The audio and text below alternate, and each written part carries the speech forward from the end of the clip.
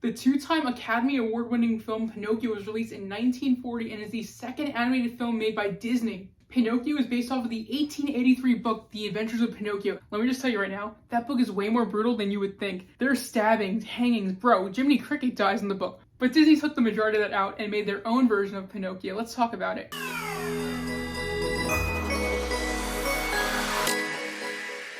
Hey guys, I'm Anthony, also known as Disney Freak 39, and I am currently rewatching every single Disney animated film, and we're now on to Pinocchio, which is the second movie. Geppetto one night wishes upon a star. He wishes for a real boy, and the blue fairy comes down and makes that dream a reality.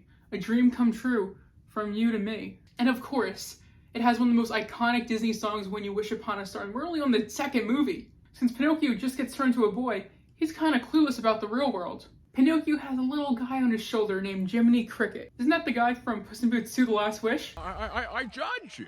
I sit on your shoulder and judge your actions and the quality of your character. So Geppetto finds out that his wish came true and Pinocchio got turned into a real boy. And instead of questioning how this may have happened, he's just like, off to school, buddy. This is where you're going. You're a real boy now. Take your little apple and get off to school. So Pinocchio is just strolling down the street, and we see Little John. Yeah! So it turns out Little John is the character from Robin Hood, and the character I'm talking about is named the Fox. Little John is like, yo, Pinocchio, that's a puppet. We can go and send it off to Stromboli. We can make some cha-ching. Pinocchio gets taken and brought to Stromboli, who is a puppet master. I guess he's a master of the puppets, and Stromboli uses Pinocchio to get him that cha-ching, that little Chuck E. Cheese, if you know what I mean. And then Pinocchio realizes that this is not the life he wants to do, and he talks to Jiminy Cricket, and he tells a little fib. And when he tells that little fib, I'm actually surprised that Pinocchio's nose only grows in like that one scene in the entire movie. For some reason, before I rewatched it, I figured that it would be a part of the entire movie, but it was really only a part of that one scene. So Pinocchio gets over to this place called Pleasure Island, and it's not what you think it is. You naughty, you teasing me. So Pinocchio wanders over to this place called Pleasure Island, where all the other guys are going over to, and they're having a lot of fun at this Pleasure Island. What's there?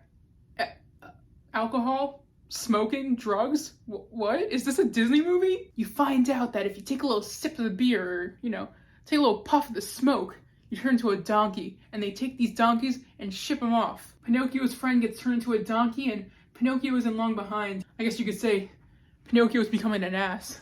Geppetto is getting all worried about Pinocchio, and he starts looking out for him. But in the meantime, while looking for him, he gets into the water and Montreux the whale swallows him up. And this scene was actually going to be way worse than it actually was. Geppetto was going to basically starve to death inside of Montreux's stomach and have to eat the little fish Cleo. Now, luckily, it was cut out of the movie because I don't think I could watch that. Oh my god. Imagine you're like a little kid and you're like watching the movie and you see Geppetto starve for his life and then have to eat the cat and the fish.